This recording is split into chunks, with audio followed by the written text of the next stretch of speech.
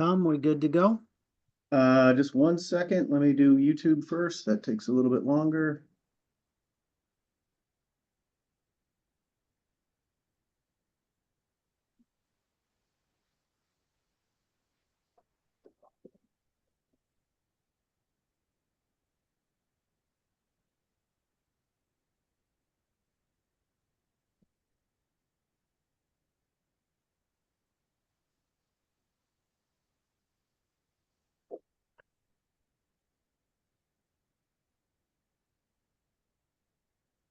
Okay, we are good. Let me just start up the recording again, and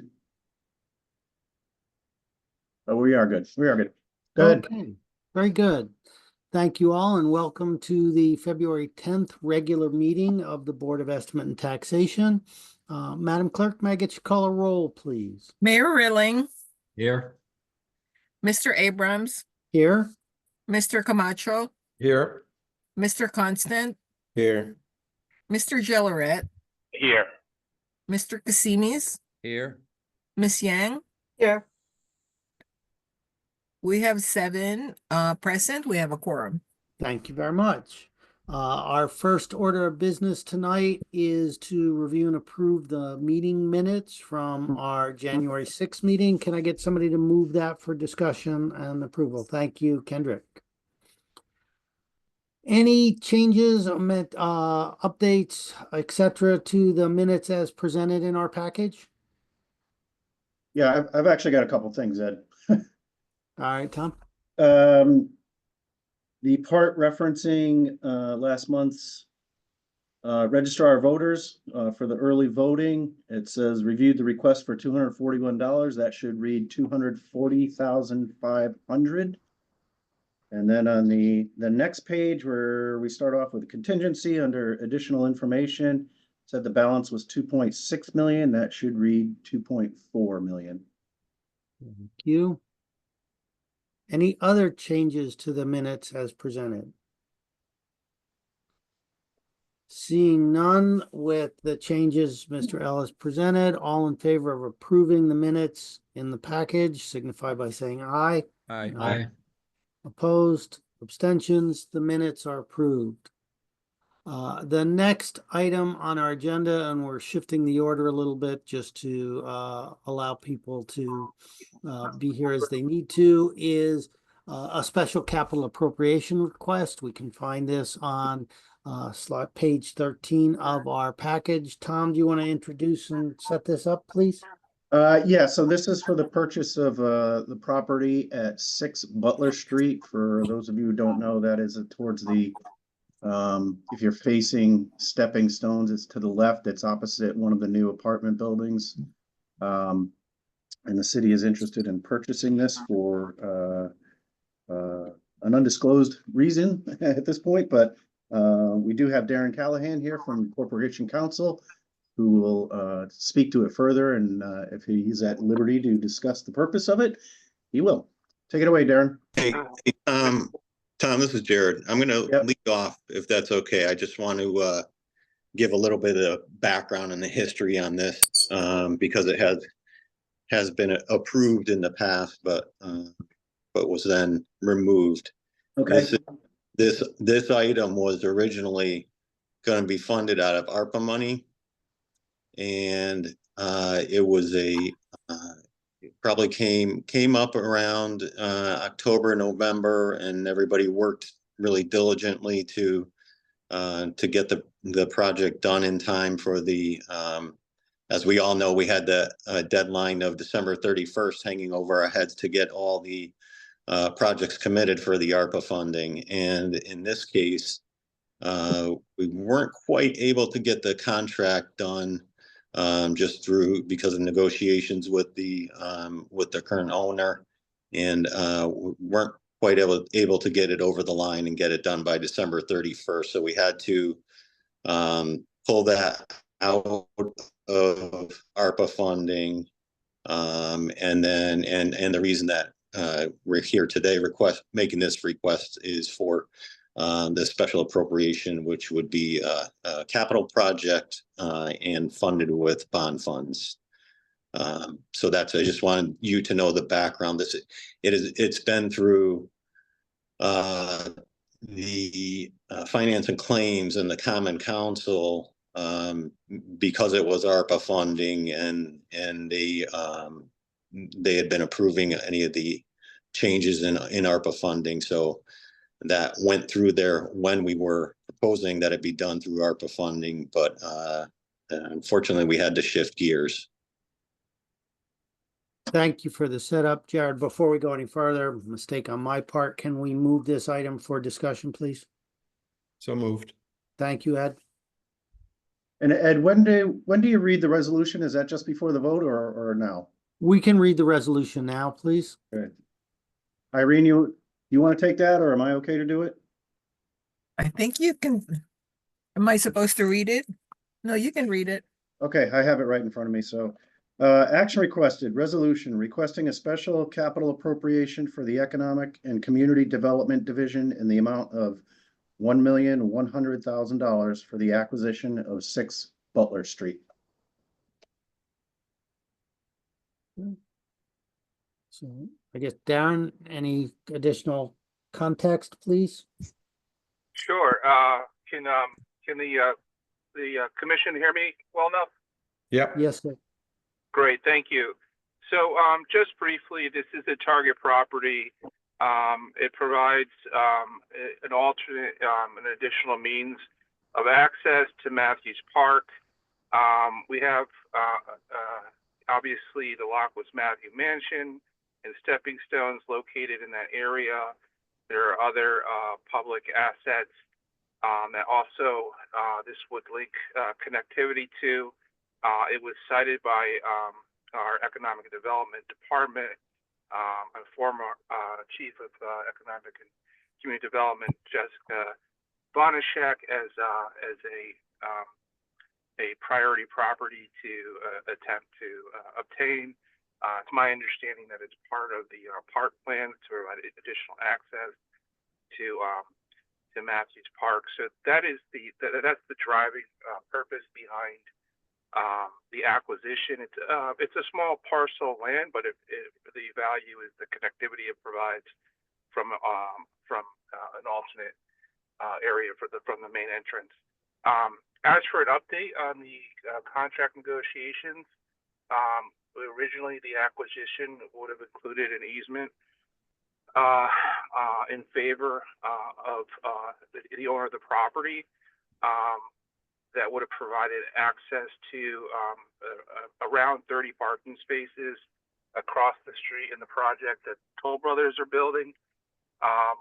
Once it came down to really getting into the detail of the easement, it became clear that there would be certain modifications that would be necessary for the city versus the current private owner to really utilize that as a parking asset.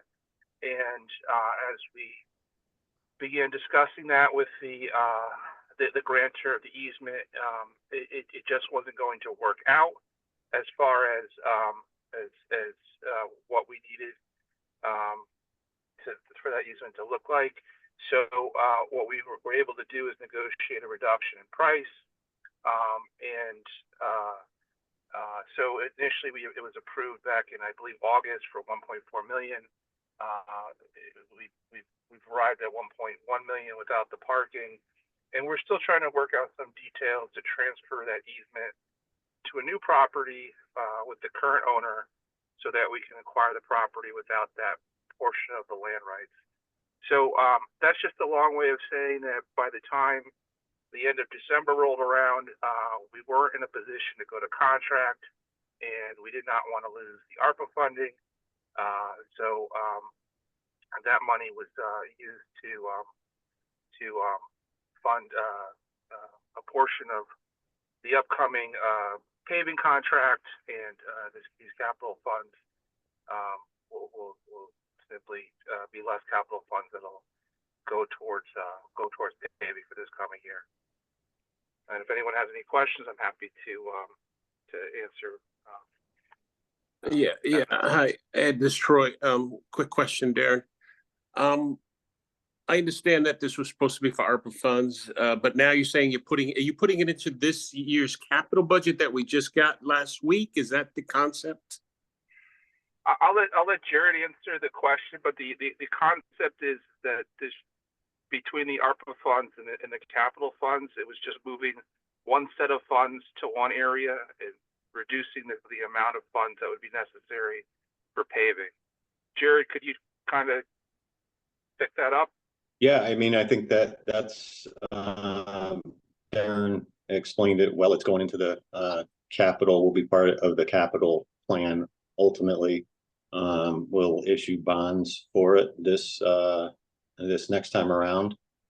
And as Darren has said, the change when we knew that we weren't going to meet the ARPA deadline was that we allocate this money for paving. So essentially, it should be an economic wash for the city.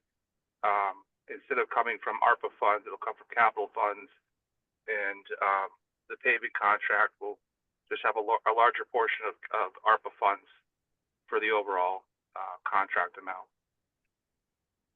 But bottom line, it does take the capital budget up by $1.1 million. Yes? Yes. Oh, are you okay? Are you I understand that we missed the deadline, but is this I heard you somebody use the word wash. It sounds like, are you reducing something in the capital budget to add this? They're switching the ARPA funds to the pavement, Yeah. to the paving stuff, and then they're using what would have been a capital fund through bonding for this piece of property. So they're kind of like switching or swapping.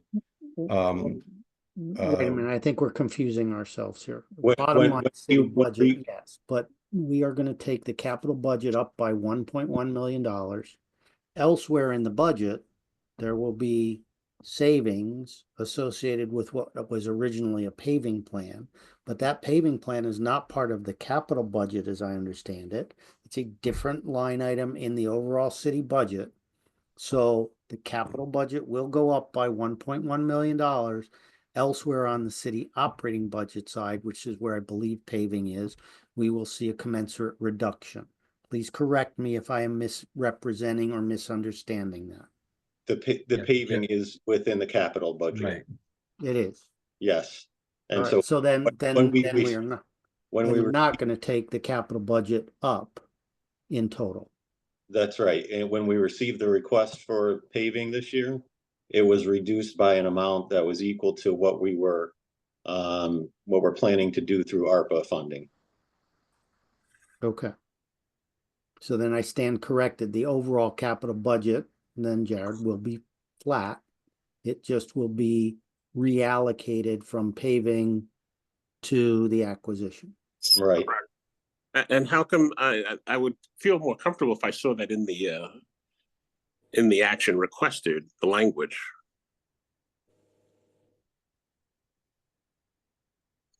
What's the resolution? In the resolution, yes. I don't see any, there's no offset that, except Yeah, for there's this no verbal we're offset talking stated in about. the resolution. Right. And normally, I think if this were being done in one shot, where we were actually transferring money from ARPA to paving, and then making this transfer as well, we would have them all into one resolution. But we've already done that other aspect of it, that other piece of it, which is putting the paving money into the ARPA funds. That piece has already been done. So I think I understand what you're saying, Troy, and normally I would agree with you that those should all be contained within one resolution, but because of the timing of getting the ARPA funding finalized, we had to do that piece of it before the 31st. Is that piece documented someplace, Jared? Yes. Yes, it would be in the minutes of the finance and claims meeting as well as the common council meeting. Okay, I'm not thrilled about that, but if that's what you're saying it is, but let me just get back to the original point. I know where this spot is. It was a small house before. I shouldn't say a small house. It was a pretty large house in a right near Lockwood Mansions. What is the goals of using for that property? Did I miss that? No, I don't. I did my best to articulate it. I wasn't. I'm on the attorney side, not the policy making side. But my understanding is from just looking at the previous memos by Jessica, is that it provides effectively additional access to Matthews Park. I mean, fundamentally, it provides either an alternate driveway or access point into and from the park that allows greater circulation throughout the Wall Street / West Avenue neighborhood area. In it being a large park as it is, it was something that was cited in my understanding from reading the memo and our master parks plan as a need. Mr. Chairman? Yes, Mr. Mayor. Yeah, thank you. This is one of the only properties, the other property being the gas station is abutting the park.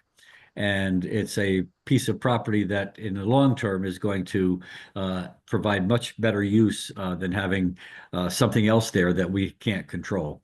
There'll be parking opportunities. It's right next to Farah Park. As most of you know, Nick Farah is the sergeant that lost his life in the line of duty back in 1971.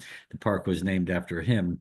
And that will allow for extra parking, extra access, kind of a walkway. There's a lot of opportunities. We just felt that this is one of the only properties abutting this park, and the other being the gas station, which right now is still there.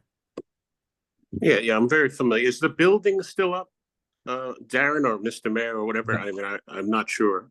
No, it's currently a vacant lot. Yes. Any other questions? Okay. Yeah, I have a number of questions. Who is the owner of this property right now? It is a real estate investment company. One of the principals is Brandon Lakoff, but I don't have their LLC name in front of me at the moment. It's I believe it's Capital something. yeah, the LLC is Six Butler Properties LLC. This property under our assessment is appraised at $400,000, and it was purchased by Six Butler Properties, which is a Greenwich developer, for $392,000 in December of 2019. There is a fairly extensive, they've gone through a whole, here it is. There's a whole plan that they submitted to develop this. And essentially it looks like it's creating a way between Orchard Street and Butler Street. Who owns the two properties between Wood Run? Who owns the courtyard in the front abutting West Avenue? And who owns the parking structure behind that? I'm not familiar with who owns those, but speaking just to the assessment, we did have the property independently appraised. It came in just shy of $1 million based on current sales in the area. There was one current sale that in that area that was really driving up prices.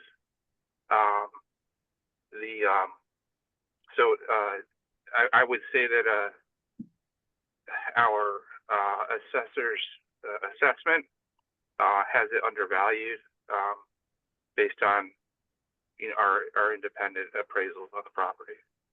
By 2.5 times. This property, if I read this correctly, is 1.9 acre. It's 1 of an acre. Is that right? It's 0.9 acres, but, One, effectively so we review this with the planning and zoning director, and they can get approximately 20 units on the property because of the parking rights that they have from across the street. They have 30 some odd parking spaces available to the property. So once you value the number of units and the number of parking spaces and look at the comparative sales in the area over the past 12 months, that's how they arrived at that number. I believe it was 980. It was close to $1 million in value. But we okay, did so have it appraised, and we had it appraised by Bimini Associates, who we utilize pretty often on our tax field. So the value is a developed price, a developed value of demoing the lot, clearing everything, paving it, putting in parking spaces. Is that correct? It's a land value, assuming that you could get an entitlement to 20 units. Yeah, it was appraised at highest and best use. May I ask a question? Was this already approved and it's a matter of swapping dollars between capital and ARPA? That's correct. Are we? That's correct. Okay. All right, so But this we're was going already around in approved. circles on something that was already approved. Yeah. That's what I thought. So then, ladies and gentlemen of the BET, it is simply not up to us to value whether or not we should acquire the property. That's been approved already by the city, by the Common Council. Our job is to simply say, are we comfortable with the money in the capital appropriation being flip-flopped? Artie, it looked like you had a question. I'm sorry. You're on mute, Artie. Artie, you're muted. Sorry, to Ed's point, then to be clear, this has already been approved and we're just approving the flip-flop. Yeah, Yes. that's my I understanding. wanna clarify something here. It was approved as an ARPA project. Correct. It has not been approved as a capital Right. project and as a capital appropriation. So this, you would need, this action needs to be done. This is not just, just a formality, what you guys are doing by doing Well, but this, it's you'd a be net approving zero it. to the city, You right? would be the first that. I'm sorry? But it's a net zero to the city. In other words, it really is a swapping of dollars. Is that right? Yes. Yeah, and think about it this way. Normally, we would have maybe a $6 billion paving contract. Well, this year the contract will be $1 million or $1.1 million less because we've already amended the paving contract to add $1.1 million of ARPA funds to it. Yeah. So economically, it's a wash, but as a matter of a formal approval process, this is a necessary step. Yeah. Mr. Chairman, Mr. Ed, yeah, I understand. The distinction that Jared made is a very important one, in my opinion. Yes, I felt comfortable approving this I guess it was approved as an ARPA deal. But now with the fact that what we're looking at with the budget and the capital budget, I don't know if we're going to talk about later or whatever in our current operating budget. I just think that based on that piece of property, I've seen that property a million times. I don't think you're in a park there. That extra 1 acre is not going to do anything in that area. There's a little parking beside behind the wall. This is opposite the art center there. So I'm not comfortable with this now. I mean, It's not for parking though. I'm sorry. It's not meant for parking. I think you mentioned it's a parking space. It's not meant for parking. It's meant for egress and ingress. All right. But Yes, I understand what it is for, Ed. Right. There's an entrance into that park like 5 steps, 10 steps down the street. I mean, Oh, okay. I mean, it's Oh. not, Okay, hang on. I mean, I everyone. know, I'm very I familiar un- with the area. At some point, this is about whether we want to approve or not, and we will take it to a vote and we will see what happens as a vote. That said, before we get to a vote on this subject, are there any additional questions or comments related to clarity before we make a decision? Yes. What happened to, there's a extensive engineering site report that was done on 6 Butler Street development, prepared by Greenwich Realty Development, the owners of this property. It's, I don't know, it's 50 pages long. What has happened? Why are they not, why are they interested in selling this? And why, what happened to what they were thinking about as the plan? My understanding, Ms. Yang, is that they were. I don't remember the name of the potential purchaser, but it was an entity that wanted to put, I believe, some level of affordable housing there, or moderate income housing there. It would have jammed in an enormous amount of units on a very small parcel of land. That developer, I think, understood that the city had a desire to acquire the property and was willing to look maybe elsewhere for their development. So if they run into, I mean, let's be clear, this parcel is 0.19 acres. It's a fifth of an acre. Is that correct? That is correct. In So- the city of Norwalk right now, I'm sorry, please go ahead. So this would value, the valuation on this property is essentially $5 million per acre.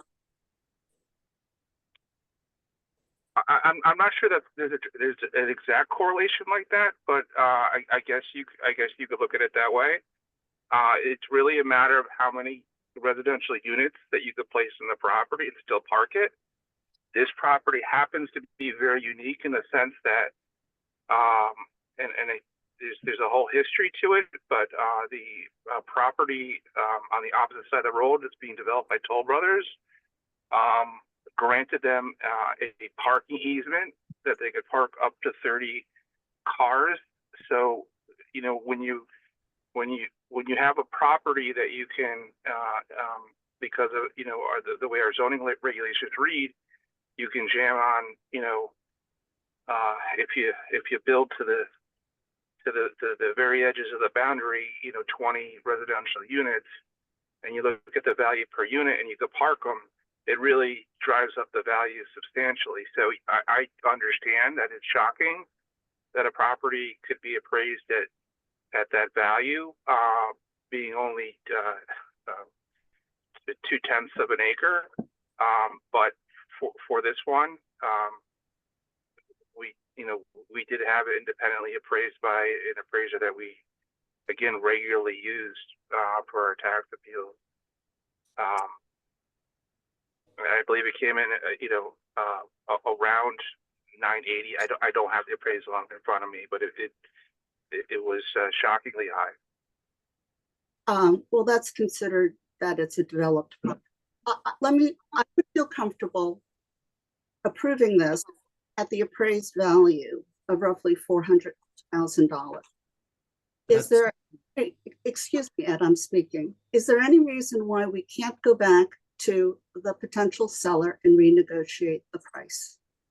Let me add that this has been a very convoluted process from the very beginning. It involved land swap that never really happened. It involved buying the property along with guaranteed parking spaces over at the Toll Brothers Garage, which would be 30 or 35 parking spaces. And the value at that time was listed at 1.4 million. The appraisal we have is the fact that what they can do with that property if they kept it, and that would be able to build, as Mr. Callahan said, several residential units.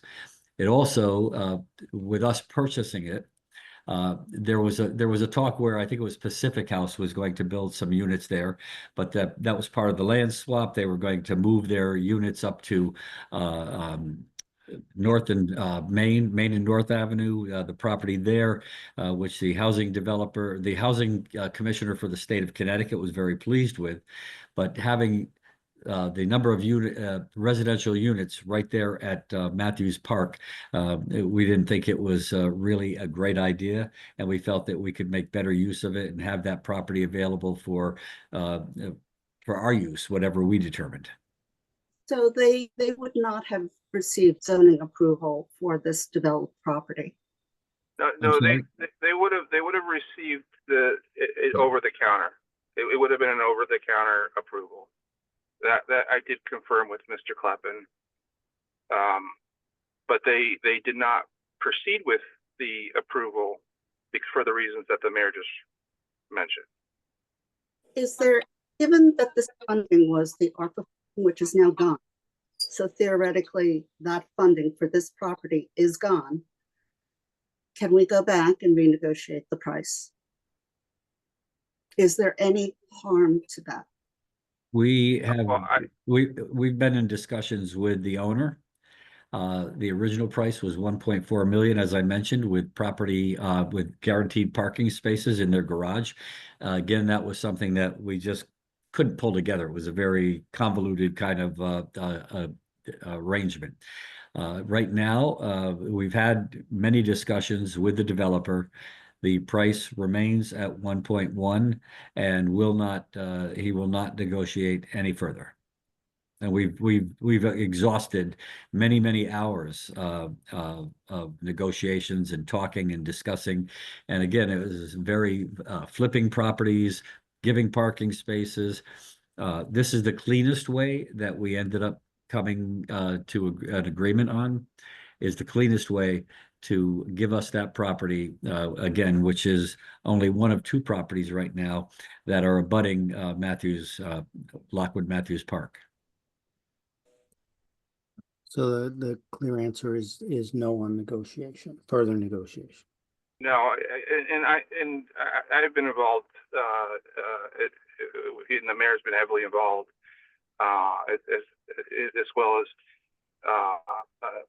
corporation counsel in this process, and formerly Jessica Bonashek. The price they really want is $1.4 million.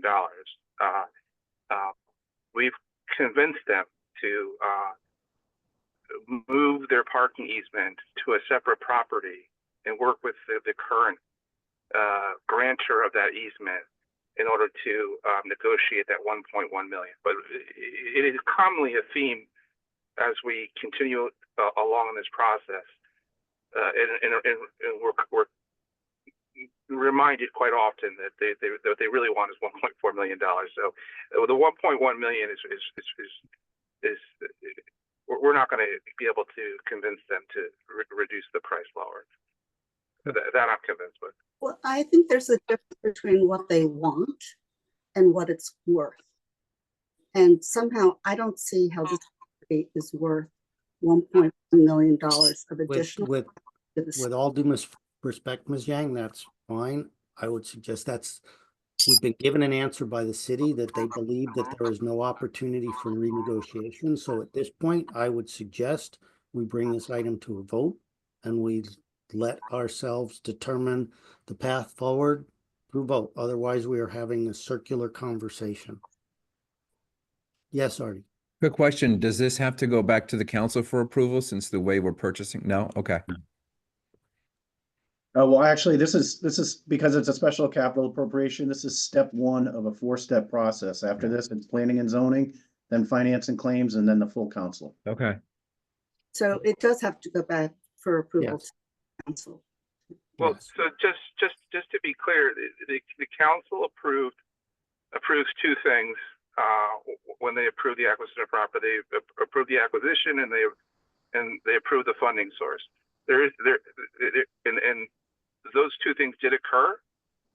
through the ARPA funds, but now the ARPA funds are no longer available. So now we're approving. There still is a pending authorization to acquire the property. There's just no funding for it. This will round out the funding requirement to round out the full authorization. But technically, there is currently an authorization to acquire the property. All right, with those clarifications, I'd like to bring this to a vote. All in favor of approving the resolution as presented, signify by saying aye, please. Aye. Aye. Opposed? I'm opposed, Troy. I'm opposed. I'm willing to approve it at a lower point. So noted. Thank you, Ms. Yang. The resolution is approved 5-2. Moving along to the next agenda item on our list this evening is a review of, in other business, of the contingency tracker and the presentation of the FY26 recommended operating budget. Tom, Jared, I'm not sure whether you'd like to just clear the contingency tracker first and then review the operating budget presentation, or the other way around. I'll defer to you. Yeah, contingency will be quick. If you're okay with that, Jared. Jared's muted. Yep, go ahead. Yeah, so yeah, for the first time in quite a while, no contingency requests this month. So nothing to vote on. And of the beginning budget of $2.6 million at the beginning of the year, we are now at $2,151,000. Mr. Chairman, it's Troy. Quick question for you, Tom.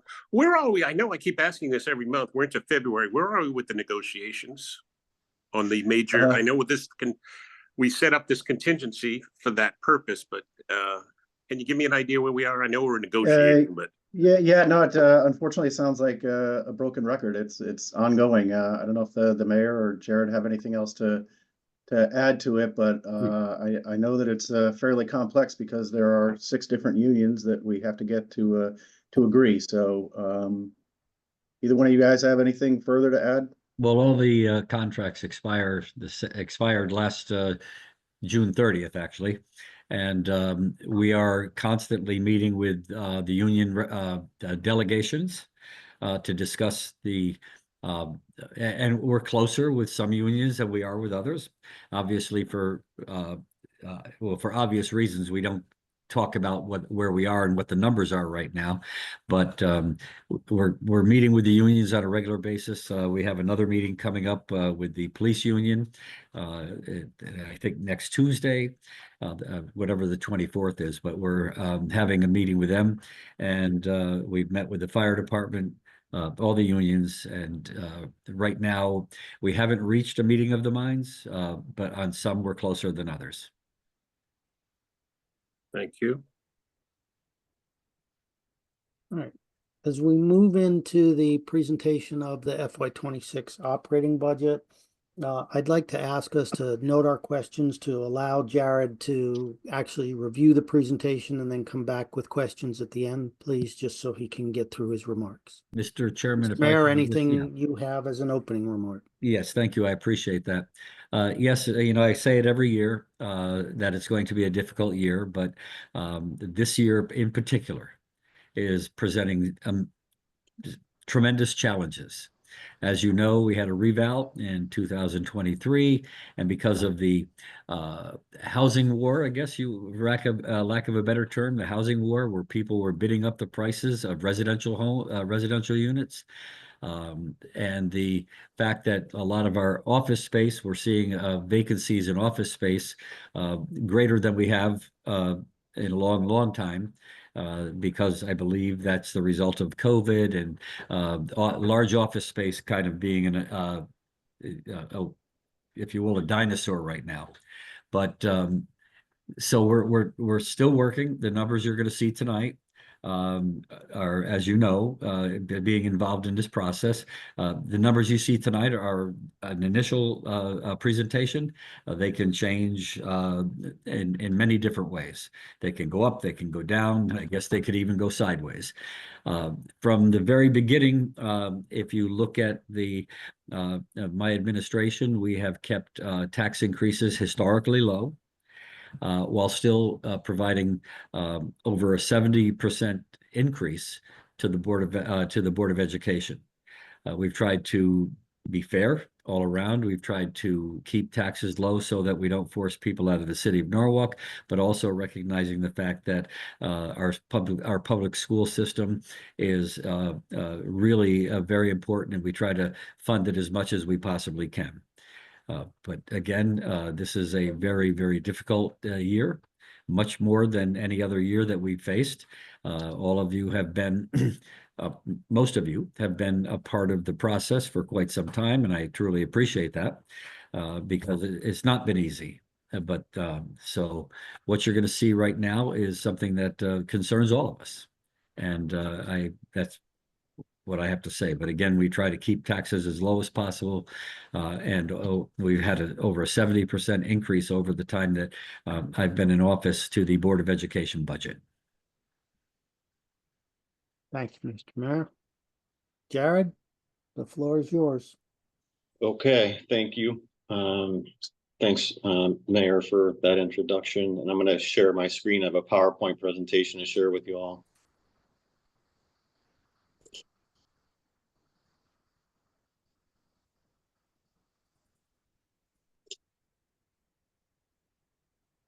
We've got it, Jared. Looks good. See it? Okay. All right. All right, 25-26 year budget. This is my first complete budget cycle that I've been through.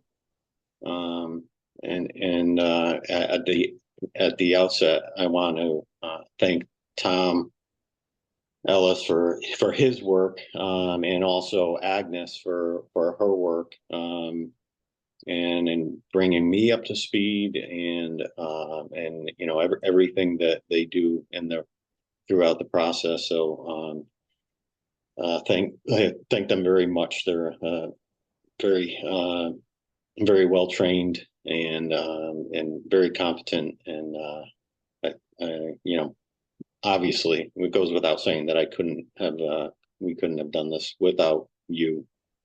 So thanks.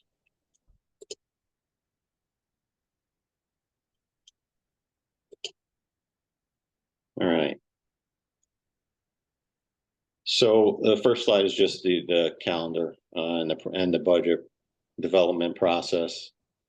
This takes us through to the end, up to Cinco de Mayo. This week we have a few stops, obviously tonight and then tomorrow with the full Common Council, and then on Thursday with the through the Finance and Claims Committee, a presentation to the public in a public hearing. And then the Common Council will set the budget cap on the 25th of February.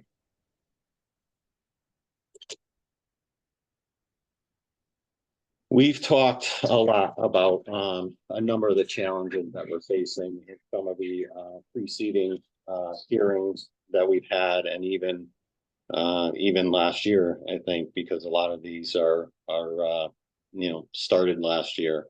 The 2023 real estate revaluation is a big one, as the mayor pointed out in the beginning. We have a budget request from the Board of Education of 9.7%, or $22.6 million. That's the increase amount. We have a state mandated motor vehicle tax reform. I'll get into that a little bit later and go into some of the details. We've talked about it at various different meetings, some of the details of it, but we've been able to come up with some numbers and how that will impact the average person. So we'll get to that a little bit later. There was also a state grant that was it's been in effect and been a possibility for a number of years now, about 5 or 6 years. The city received it for 2 years. The grant is based on increases in sales tax revenue at the state level. In other words, when the sales tax revenue hits a certain threshold, then the grant goes out to different cities and towns. For example, the reason I say we're removing it is because we don't know, and we don't know if we're going to get that revenue or not. So, for example, if when this budget gets adopted, we won't know if we get this grant until probably August or September of this year. And if I had to bet on it, I would say the odds are against it. I don't know that, haven't heard that sales are super high in the state, and the threshold is pretty high. And so I am doubtful that we'll get this, so we have not put that into the budget. It's a challenge. That was about $1.7 million. There are a number of one-time revenues in this current budget. We had a few different agreements with Spinnaker Housing Authority. We also had a tax sale this year, and we had assumed $4.5 million for the tax sale. So there are a number of one-time revenues that are in the current year budget that not all of them will be are being proposed in next year's budget. I'm in the process of moving some capital items into the operating budget. There are a number of smaller items, smaller dollar amount items that are in the capital budget that I would like to move into the operating budget. I plan to do this over in a two-phase process. One is to not bond for them in the future, but to use existing bond premium that we have to pay and use that cash to pay for those projects. And then because we don't want this to be another shock to the operating budget, that we would eventually phase them into the operating budget, but not to do it all in one fell swoop. We talked about the unresolved collective bargaining agreements. We can't obviously talk about details, but we can share with you that the experiences around the state of cities and towns recently with settled agreements has been in the range of 2.5% to 3% a year contracts. With regard to pension costs, there is a pretty significant increase in pension costs. We went through an experience study, which is done every 4 or 5 years, and they take a look at what the assumptions have been that were used in determining the pension valuations in the past, and those get updated. The city side of the pensions were actually favorable to the budget in terms of what the impact is on the ADEC. But the impact on or the impact of police and fire pensions were unfavorable, and so those are going to add to the cost of the ADEC in the future. So a lot of challenges, as the mayor pointed out, and I just wanted to go into some of the details of those. And to address some of those, particularly the revaluation, because it's a short term, and when I say short term, it's the term of the phase-in of the revaluation, and the increases that are going to be applied to taxpayers over that period of time. And because it's short term, we have a few strategies here that we're using to also provide some relief to taxpayers in the short term. One of them, as I mentioned, was the use of bond premium. We will use that to reduce our debt service. each year and step it down each year, so that we're not creating a cliff in the budget. Same thing with the fund balance. We are, I mean, obviously we are hoping, like in the past, and we'll get into this later on in the presentation, that we won't need to use fund balance, but if we do, we'll use it as minimally as possible to, again, to help reduce the burden on taxpayers over the short term. We still have balance in the internal service fund, and we're able to utilize some of that in order to offset the impact on taxpayers. And then other mitigation measures that we're putting into place. Last year we had a hiring freeze that was put into place, and instead of doing that, what we're putting forth here is a 1% salary lapse citywide. So what this amounts to is a reduction equal to 1% for each of the divisions of the city. So there are savings there.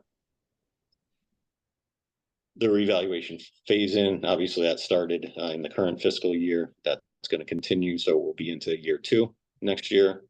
Increase in the personal property mill rate will go from 28 to 32. That's what's being proposed. We are looking at different, this goes into a broader category of looking at different items to different revenue generating items. And I'll talk a little bit about that a little bit more later. We are doing another tax sale in the summer of 2026. And because of the timing of it, we will realize revenue, probably if the timing works out similar to the way the last one did.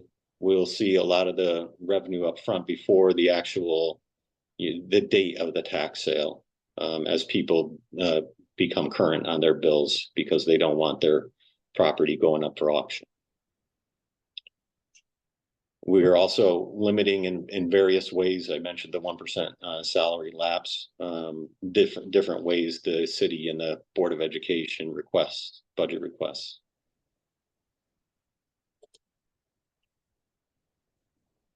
So here are some of the highlights. We are fully funding the long-term liabilities for debt service pension and OPEB. OPEB is currently overfunded. It's over 100%. Pensions remain around just under 80%. We're limiting the spending increase overall on the city budget to the city and Board of Ed budget to 3.3% in total. The city increase is 2.5%, which is within the range of where what our request was of the departments. We wanted to be within the range of 2% to 2.5%, and so we ended at 2.5%.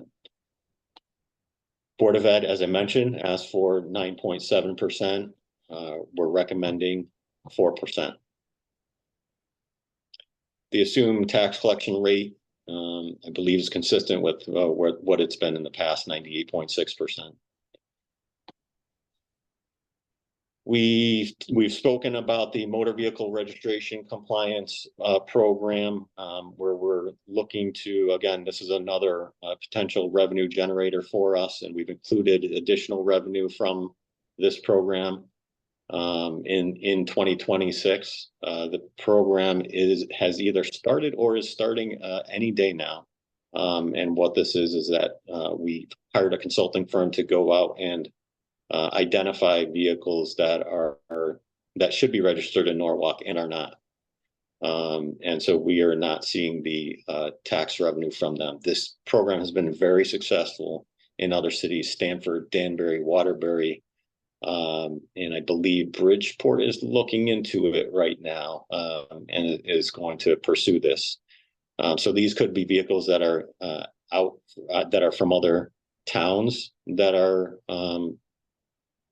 parked in the city, or they could be from other states that are registered in other states and should be registered in Norwalk. There's a restructuring of the recreation and park fees, again, another revenue item here. And is more of a user fee type of revenue. Last year, this was not part of this at the time, but there was a commitment to add 3 community resource specialists. We're honoring that commitment as part of this budget to add those positions. With the reduction, with the drawdown of the fund balance, that would bring the balance down to 16% of the budget.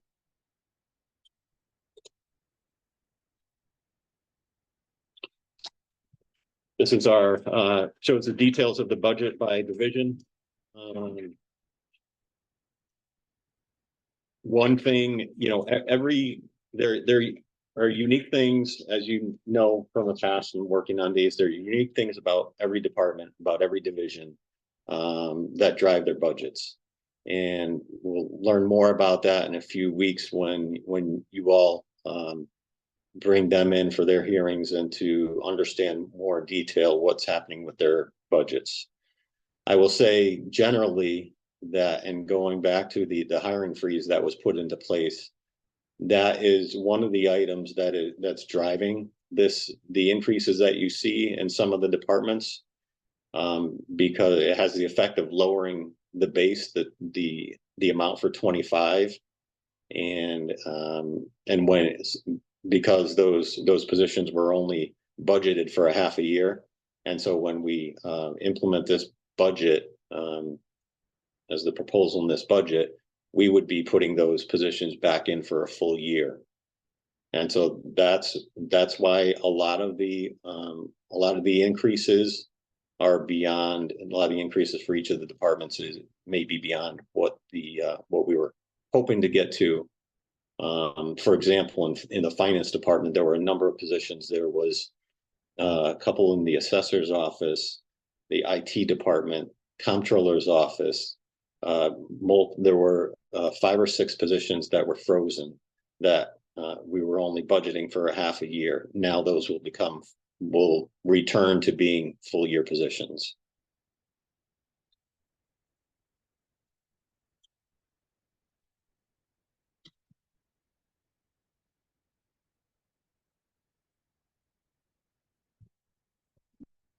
Revenue sources, you know, nothing really new here, but it's always stunning to me to see it in graphic terms, just how much we rely on tax revenue, 87.5%.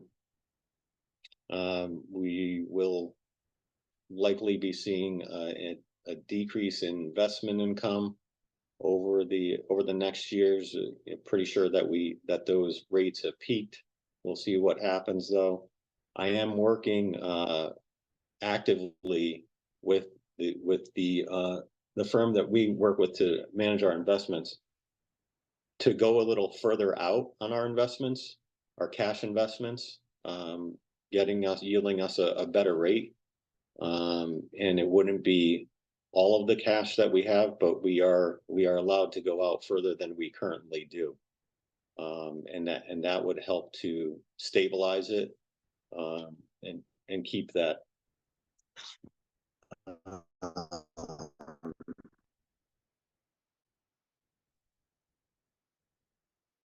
amount at a higher level.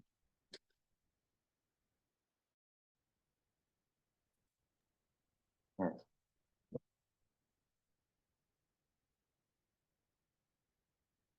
And let's look at the spending side now. There's an obvious implication here. What's education funding? What's city funding? At face value, the education funding is about 54% of the budget, of the overall budget. You can see another thing to point out here is our debt service will still remain below 9.2% of the overall budget. But it is important to drill down a little deeper into the relationship and the comparison between the city and the Board of Education, because there are expenditures that the city makes that are on behalf of the Board of Education that we're required to report to the state every year. And when you take those into account, it drives up the Board of Ed's portion of the budget, where Board of Ed represents about 61% and the city represents about 39%. The biggest component of that is the largest component of that is the debt service. Because all of that is within the city's budget.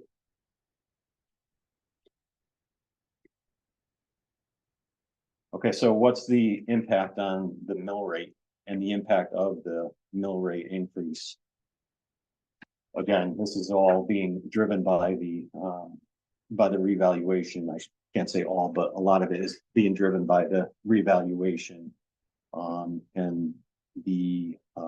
in keeping with the scenarios that were done last year, when the budget was adopted last year, we ran the same type of analysis based on this proposed budget and all the elements in it and what the impact would be. And so you see there the range of increase on the median taxpayer goes from between 8.4% up to 14.6%, depending on the district. And the increases are in the hundreds of dollars.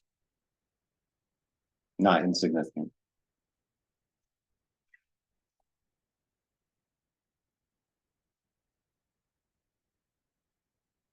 I mentioned earlier on the state mandates on the motor vehicle, restructuring the motor vehicle taxes and how they are taxed, what the methodology is. There were two main components to it. One of them, the one that affects Norwalk in particular, most dramatically, is the requirement that the mill rate on motor vehicles be reduced to an amount that is at least as small as the lowest real estate property tax rate. In this case, we're assuming about a 22 mill rate on motor vehicles. That's down from 32.46, which is where it was. And so right there, there's a drop off of about $10 million in revenue loss. It's about almost a third of the revenue related to motor vehicles. Because of that reduction, we're applying a lower mill rate to the value. There's also a change in the valuing and the methodology used to value motor vehicles that the state is mandating. And what the change says is that they're no longer going to go by book value. It's going to be a straight line reduction, depreciation that will it'll be decreased by 5% a year. And after running all the numbers and all the vehicles through this new methodology, we've determined that there's about a $2 million tax revenue loss related to that. So overall, about $12 million because of this state mandate.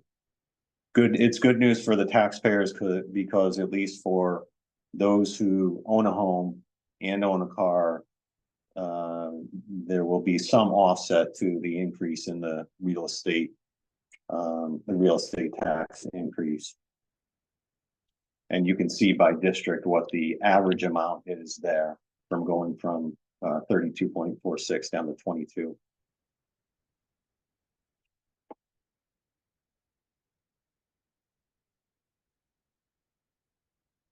Wanted to show you the history of the fund balance. We've in the middle section there, you'll see how much has been budgeted in the past, and then how much has actually come out of fund balance. So there were a number of years, including last fiscal year, where there was a proposed amount to come out of fund balance that did not, because there was sufficient sufficient funding as it was, and there didn't need to be a drawdown of fund balance. What we're assuming here is that the $6 million approved for the current year, that we'll need to draw that down. That remains to be seen. And then what we've included in this budget proposal of $8 million. And with that, we would still be maintaining 16%, a fund balance of 16% of the overall budget.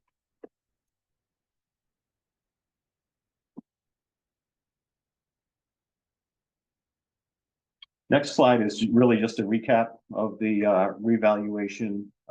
If you wanted to look at that, it's just got some of the more details of what happened, why we are where we are. Talks about the shift from residential to commercial, and that we elected to do the phase in.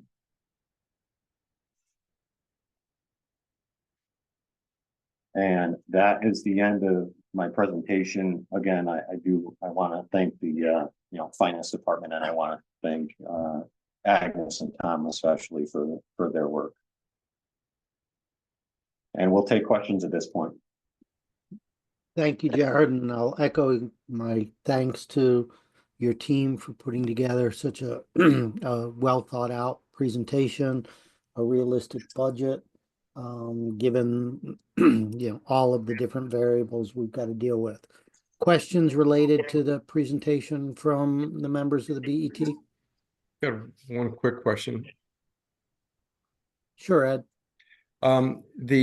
The item that you said we would be coming out of the capital budget and going into the operating budget. Is this are these one-time expenditures, or are they items that will be taken out with regularity year after year from the capital budget and placed in the operating budget? I'm not sure I understand that. So again, I want to be clear about this. This is going to happen in two phases. In this first year, you're not going to see them in the operating budget. They'll be paid for using bond premium that the city has. And so probably for the next 2 to 3 years, we'll do that. There are a number of different items. I would say around a dozen. Total value is about $800,000 to $1 million. These are mostly recurring items and smaller ticket recurring items. Do you have any examples of those? Sure. There was a lot of them are in rec and parks. There's fence maintenance, tree maintenance, a lot of the maintenance types of items. So that those are a couple of examples. Okay. Thank you. You're welcome. I have a couple of things. Number one, again, thank you, Jared, Agnes, for your work.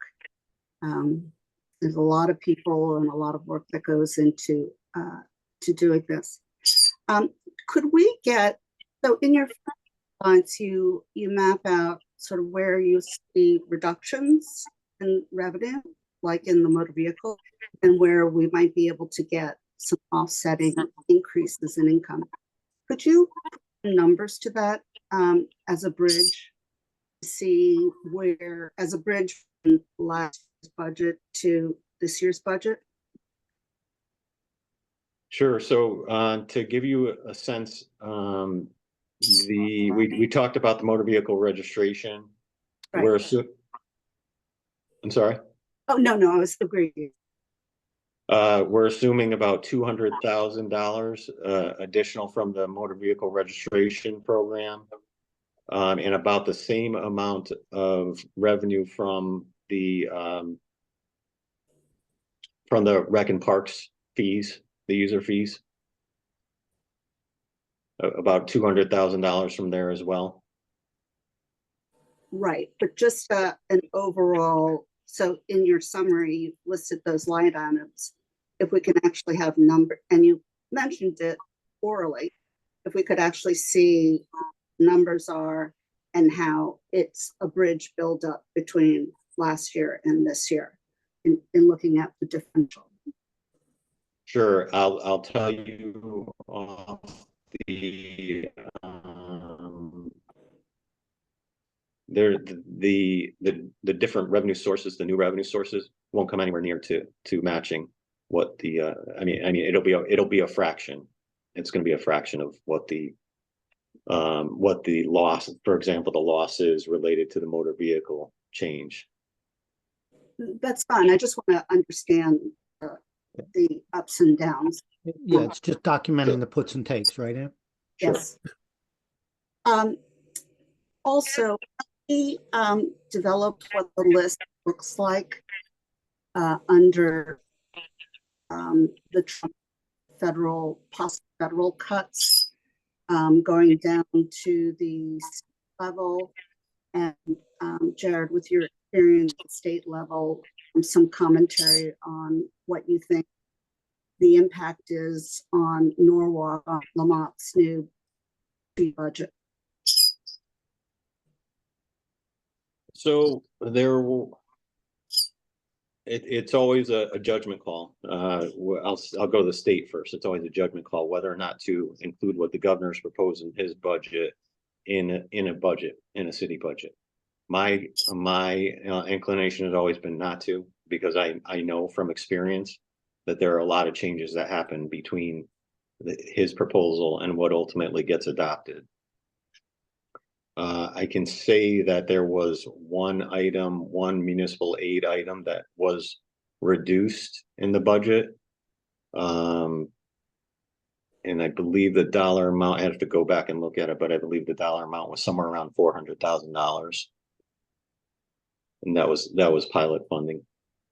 That was all that I know of. There was an increase, there's a proposed increase in ECS and education funding. Because of the way that funding is structured now, that funding goes to the Board of Education and into their budget. It's Alliance district money. It's close to $1 million an increase. Again, that's it. It's a proposal from the governor, not a it's not final yet. And so what programs or grants we might are that funded or oriented that might be at risk under Trump? We're still meeting and still asking questions like that. We don't have any firm answers yet. We did have a conversation with Congressman Himes in his office, and I would say one of the kind of broad takeaways that I heard from that presentation was that if there is money that's already been appropriated at the federal level, then that money could not be unilaterally just taken away by the administration. That would have to go through Congress to be in order for that to be removed or taken away. So I'm not aware of anything in the city budget that is that's affected by any of the executive orders that the president has issued. Right. Yeah. I mean, he has tried to freeze that, but legally he can't. But we have not lost money or money frozen because of any of his executive orders, as you can see. So. Not that I'm aware of.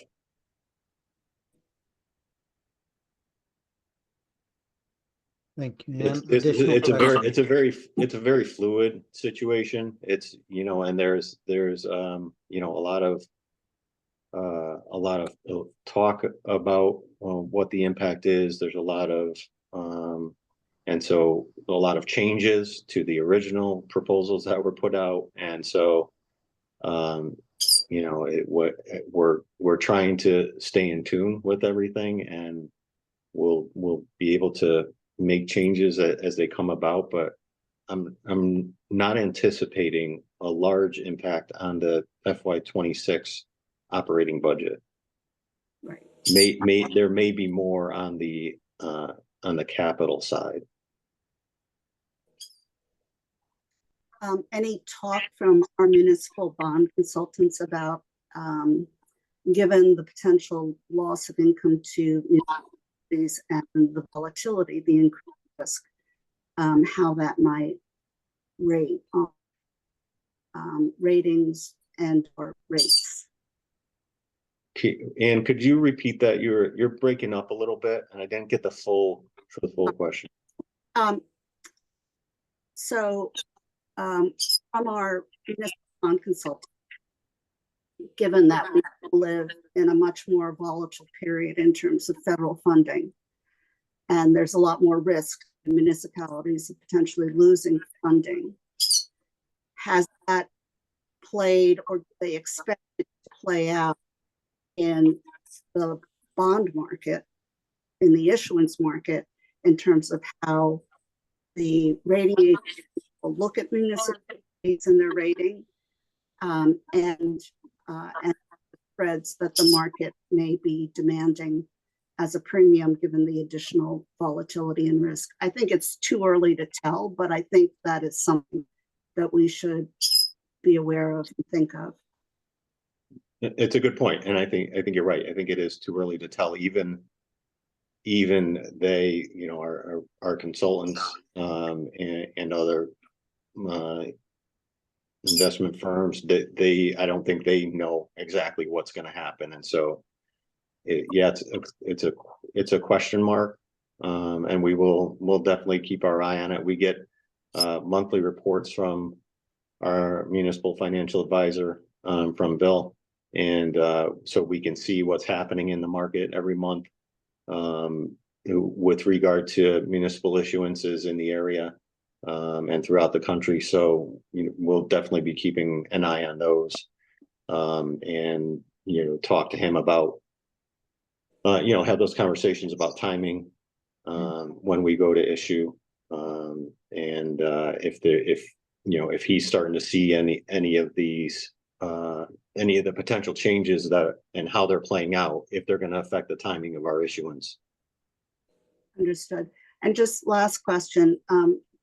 Thank you for sending on your transmittal letter regarding the capital expenditures.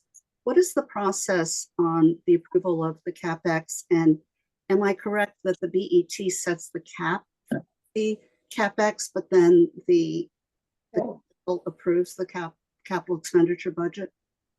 That's correct. And when do we set that cap? Tom, do you have that date in front of you? Looks like April 1st. Okay. On or before April 1st. So we will probably do that. Just looking at the calendar here. Yeah, the BET meeting will be April 7th that month, so we'll probably do it on March 3rd, the next meeting. Okay. And how far will planning and zoning have gotten through their review of the capital budget? Will they be done? Yeah, they'll be done. They no longer have a line item detail in terms of adds and cuts. Their marching orders, for lack of a better expression, is basically to ensure alignment with the plan of conservation and development. So they go through each line item and make sure that it's aligned with the POCD. They can also make recommendations or suggestions in terms of whether something should be operating or capital, which is another reason why we're adjusting that a bit as we go forward, just to more properly align the maintenance and repair types of things into the operating budget. Great, thank you. You're welcome. Additional questions for Jared?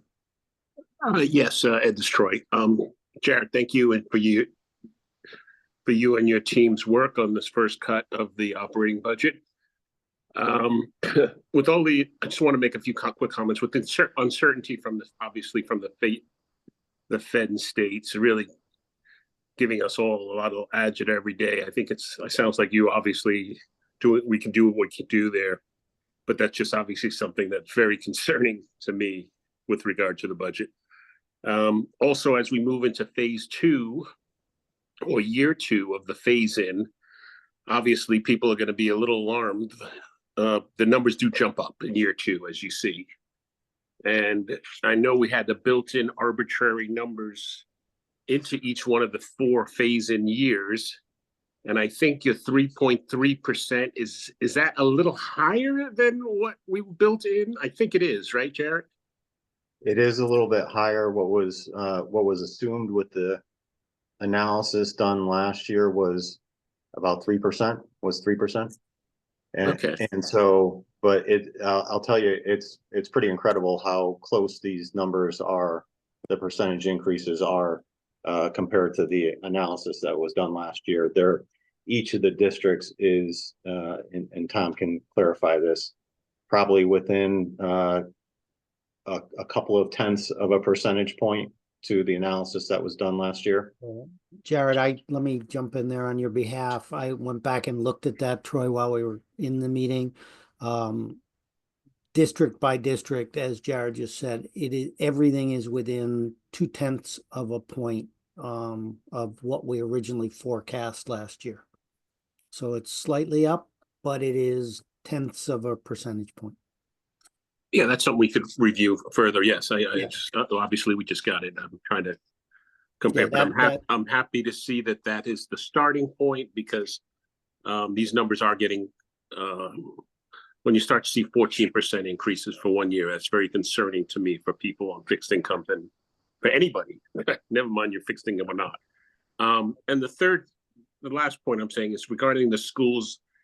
We have obviously the 2 major schools. Good to see that the South Norwalk School is moving along very nicely. By the end of this year, we should probably be, that school should be done and occupied, which is great with uncertainty. But obviously the high school is still going on, and that's obviously a very big number. I just want to say that we're not talking about the capital budget tonight, but I know you also made your first cut or pass on that. And I just think this is the time we have to be very cautious. And a pause in increases, or trying to come back to, at least with regard to the capital budget, we're paying it down every year, which I think is about 38 million. Anything higher than that in these uncertain times, I think is it's something we really have to take a hard look at. So once again, thank you for your efforts. And will we be sitting down with departments again as in previous years, Jared, or is that planned still? Yeah, that if in the earlier part of the presentation, that takes place basically March 5th through Okay. the Great. rest of Thank the- you once again. Thank you. You're welcome. Thanks. Additional questions or comments? Again, Jared, I applaud the fiscal responsibility. I know no one's going to be happy with where we are, but as a starting point, it's where we need to be. And I think we all need to respect the needs of our citizens in that regard. Mr. Mayor, before we move to other topics, any closing remarks on the operating budget presentation? No, thank you. I pretty much said what I wanted to say at the beginning. I think after we looked at the numbers here, I think even though we were prepared, it's still shocking. And we have to do everything we can to keep, especially those people living on a fixed income. Some people have paid their mortgage off, but they can't afford their taxes.